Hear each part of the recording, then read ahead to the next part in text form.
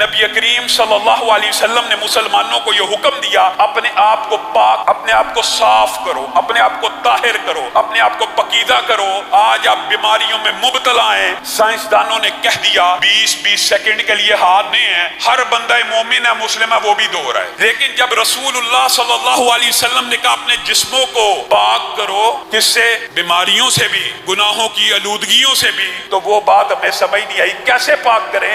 رسول اللہ صلی اللہ علیہ وسلم نے فرمایا اس طرح پاک کرو کہ جب نماز پڑھنے کا ارادہ ہو تب، یا نماز پڑھنے کا ارادہ نہیں بھی ہے تب بھی کیا کرنا ہے؟ بسم اللہ پڑھی اور وضو کرنا شروع کر دیا۔ یہ صرف وضو کرنے سے کیا ہوگا؟ رسول اللہ صلی اللہ علیہ وسلم نے فرمایا ہاتھ کا وضو کیا، ناخنوں تک کے گناہ معاف، چہرے پہ پانی ڈالا، آنکھ کی ساری خیانتیں، لبوں اور ہونٹوں کی، زبان کی ساری لرزشیں معاف ہو گئی، حتیٰ کہ جب پاؤں دھو لیے تو سر سے لے کے پاؤں تک انسان گناہوں سے پاک ہو گیا۔ یہ بتائیے کوئی بہت بڑا کام ہے؟ یہ تو بڑا معمولی سا کام ہے، لیکن نبی کریم صلی اللہ علیہ وسلم ارشاد فرماتے ہیں آج رات میں نے اللہ کو دیکھا اور اللہ کو رسول اللہ صلی اللہ علیہ وسلم نے خواب میں دیکھا۔ جو بندہ یہ کہتا ہے کہ جاگتی آنکھوں سے رسول اللہ صلی اللہ علیہ وسلم نے اللہ کو دیکھا، امی عائشہ فرماتی ہیں وہ بندہ جھوٹ بولتا ہے۔ رسول اللہ نے اللہ کو دیکھا خواب میں۔ اللہ نے پوچھا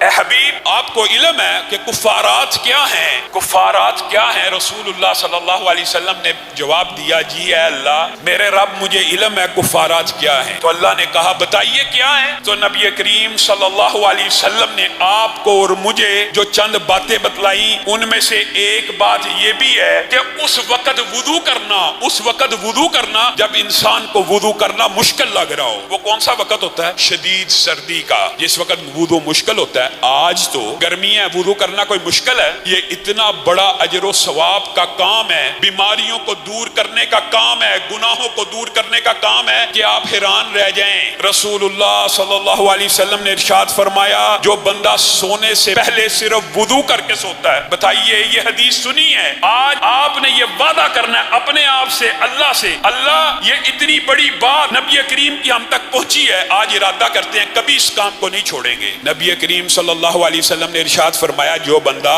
رات سونے سے قبل وضو کرتا ہے، کوئی نماز پڑھتا ہے نہیں، کوئی تلاوت کرتا ہے نہیں، صرف وضو کرتا ہے اور وضو کر کے سو جاتا ہے، اللہ رب العزت آسمان کی بلندیوں سے ایک فرشتہ نازل کرتے ہیں جو پوری رات اس کے ساتھ بسر کرتا ہے۔ کس کام کے لیے؟ کس کام؟ جو بندہ صرف وضو کر کے سو جائے، اللہ آسمان سے ایک فرشتہ نازل کرتے ہیں کہ پوری رات اس بندے کے ساتھ رہنا ہے۔ یہی فضیلت ہوتی تو بات مکمل تھی، لیکن اللہ تعالیٰ نے بھی نبی کریم کے ذریعے کوئی بات مخفی یا پوشیدہ نہیں چھوڑی۔ نبی کریم نے کہا وہ فرشتہ پوری رات بندے کے پاس کس لیے رہتا ہے کہ بندہ جب کروٹ بدلے، جب بھی کروٹ بدلے، رات کو سوتے میں بندہ کروٹ بدلتا ہے، جب وہ کروٹ بدلتا ہے جو آسمان سے فرشتہ نازل ہوا ہے وہ اللہ کو کہتا ہے اللہم اغفر لہ، اللہم ارحم، اللہ اس کے گناہوں کو معاف کر، اللہ اس کے اوپر رحمتوں کا نزول فرما۔ اور حدیث کے دوسرے ٹکڑے کے الفاظ پتہ کیا؟ کروٹ سے کئی مرتبہ آنکھ نہیں کھلتی، انسان سویا ہوا ہے کروٹ لی، پتہ ہی نہیں، بندے کو بھی نہیں پتا میں نے کروٹ لی ہے کہ نہیں، لیکن فرشتہ دعا کرتا جا رہا ہے اللہ اس کی مغفرت کر، اس کے اوپر رحمتوں کا نزول فرما۔ اور پھر حدیث میں کیا آتا ہے کہ کبھی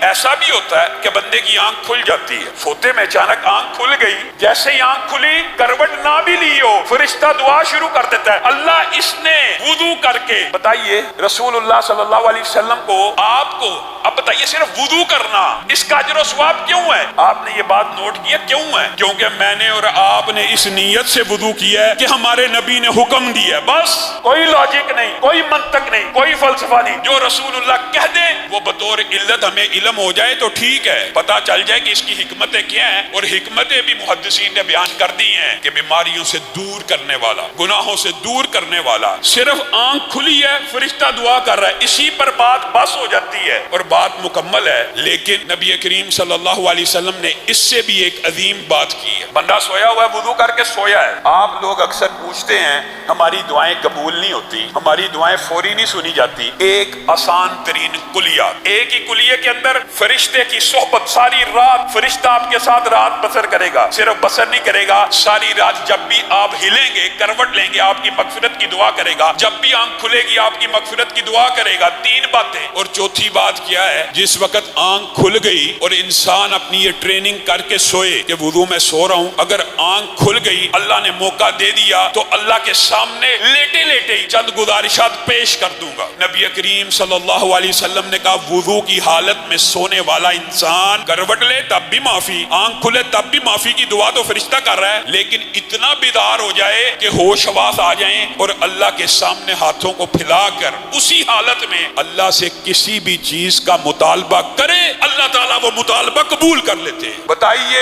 رسول اللہ نے کوئی بات ادھوری چھوڑی ہے؟